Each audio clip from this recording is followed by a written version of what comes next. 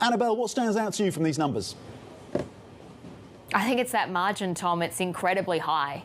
You think about where analysts had seen this going into the numbers, and you were looking at a range here of between 53.5 to 55.5. So at 57.8, you've beat even the highest of estimates by quite a wide margin. And you think about where TSMC sees their longer-term target, that's at 53%. So again, it's another signal that TSMC is really robust in that higher-end, more advanced technology space, AI chips. That's where it's really dominating the market here, and that's what's really standing out so far. Again, you could have expected, of course, really strong net income figures. We already had that outperformance coming through over those monthly sales figures. But again, just to reiterate, that gross margin, 57.8, it's impressively high.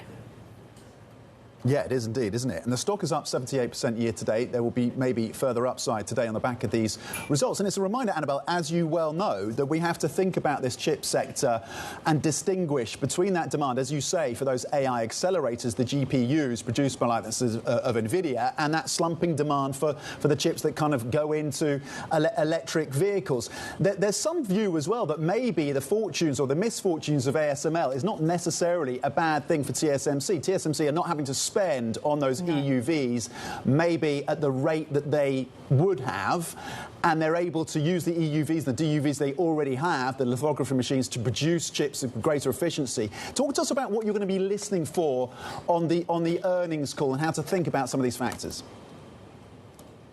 Yeah, so there's a couple of different things we want to listen out for. So it's kicking off in about 25 minutes from now at the top of the hour. The first is what they signal around 2-nanometer production. This is their next generation of chips, and we're expecting those to start being made toward the end of next year, perhaps. We'll watch for any sort of guidance around that. Adjacent to it is advanced packaging technology, and I won't get too much into the details of it here, but suffice to say, advanced packaging technology is taking on an even greater prominence in semiconductor production because it integrates multiple components into compact designs, and that's really critical.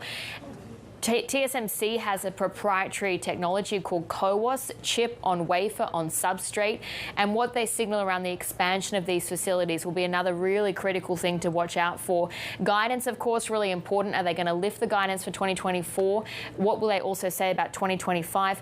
Power price hikes, another really critical area, because Taiwan is pushing through higher power prices for its industrial giants. Our Bloomberg intelligence team is saying that could start to eat into margins into next year.